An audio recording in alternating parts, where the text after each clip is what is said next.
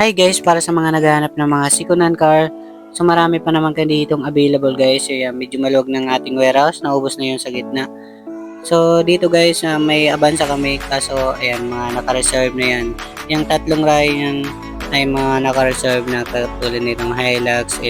Yung Travis guys, napakamura guys, 2022 model is yung mga nakikita namin.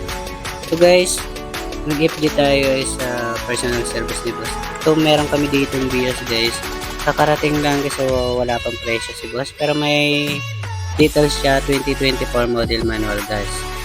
Dito guys, meron tayong 2019 na Toyota Innova. B-bar yan guys. Yan, top of the line na. Spiral white, nasa 1,030,000. Kung financing guys, pwede naman nasa 1,050,000. Bali, dalawa na yung susi niya guys yan. At check natin yung loob guys. Bali, post start na rin to guys. Yan, nasa 1,030,000 mga boss. Yan, solid to guys. Tapos guys, meron tayo ditong 2013 na Toyota Camry 2.5 B-bar yan. Ayan, pearl white rin. Bali, post start na rin din to guys. Yan, nasa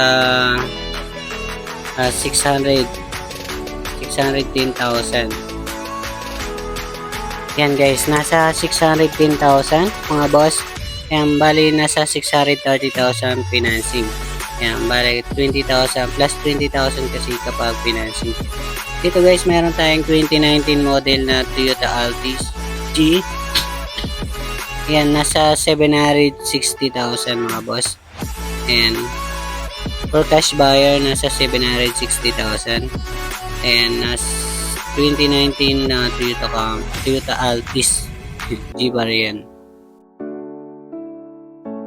Good condition naman to mga boss. Yan, dito naman tayo guys sa Honda Civic 2020 model 1.8 na makina guys na FC, nasa 850,000 mga boss. Yan, 850,000. Bali push start na rin to mga boss.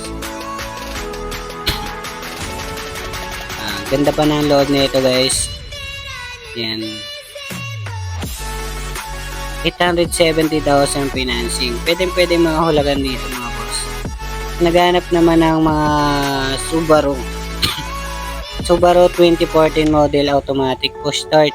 Ang pearl white guys, nasa 580,000 mga boss. Yan, bali naka-sunroof na rin kayo dito mga boss. At na push start na rin. Automatic pa yung likuran, pintuan sa likuran yan guys. Nasa 580,000 na lang to mga boss. Yan, napakamura na yan. Best para sa mga naghahanap ng Honda City 2019 model automatic. Ito guys, 540,000 mga boss. Ayan, 540,000, 560,000 financing. Yan guys, napakamura na yan guys. 2019 model yan. Nasa pintahan yan guys, nasa 580,000 pataas. 540,000 lang guys. Ayan, napakababa na yan guys. So pasyal na lang kayo dito mga boss. Kaya marami pa tayo dito mga iba. Ito guys, para sa naghanap ng 7-seaters 2018 model Honda Mobilio. Ito guys, napakamura, 540,000 mga boss. Yan, swak sa budget nyo, 7-seaters automatic nito guys, 540,000. Ayan, 560,000 financing. Ayan, kaya kung may pang cash kayo, cash nyo na lang kasi kapag financing guys, may plus interest tubo pa. Ayan, siguro mga 350,000 pang tubo. Kaya cash kayo na lang, okay? So ayan guys, para sa mga naghahanap ng Toyota Commuter, meron kami tatlo ditong Commuter. 2019 model is nasa 980,000. Itong pangalawa natin na 2019 model rin is nasa 960,000 mga boss. Kaya ang pinakamura namin guys, itong pangatlo 2018 model is nasa 900,000. Yan, 900,000. Para sa mga naghanap naman ng pick-up Strada kulay pula 2016 model, yan, manual diesel 4x2, nasa 610,000 mga boss. Yan, 630,000 financing. Check natin yung loob. Bali, good condition naman to mga boss. Yan, pwede nyo i-test drive, magdala na lang kay mekaniko. Yan, pwede naman yan mga boss. Tapos meron tayo ditong Toyota Hilux 2018 model. Yan, manual diesel 4x2. Yan, nasa 750,000 lang to mga boss. Yan, mababa na yung presyo na ito namin guys. Yan, 750,000 lang talaga to. 2018 model Toyota Hilux. Manual diesel, okay, 4x2. Kung gusto niyo naman ng 4x4, meron tayo dito 4x4. Ayan, medyo may kamali lang kasi 4x4 siya guys. 2.8 yung makina. Ayan, nasa 945,000 mga boss. Ayan, 945,000, 970,000 financing. Ayan, cash nyo na lang kasi 945,000. Okay, naka 4x4 na kayo dito guys. Ayan, 4x4. Hilux. Para sa mga naghahanap ng Grandia dyan, meron na kaming bagong kuha lang namin ito guys. Grandia. Ayan. Karamihan naghahanap ng Grandia dyan. Comment na lang kayo sa baba kasi wala pang presyo si Busing. Okay? Yan, mga naka-reserve na yan. Okay, so meron kami dito mura na Toyota Hilux guys na 2016 model. Ayan. 2016 model na Toyota Hilux guys. Bali may takip na siya. Nasa 650,000 lang ito mga boss. Ayan, 650,000.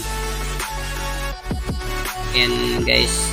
So, good condition naman to mga boss. Wala siyang issue. Ayan. So, bali may takip na siya dito guys. Oh. 650,000 lang to mga boss. Eh. Ayan, swak na yan sa budget nyo mga boss. 670,000 financing. Ayan. 650,000.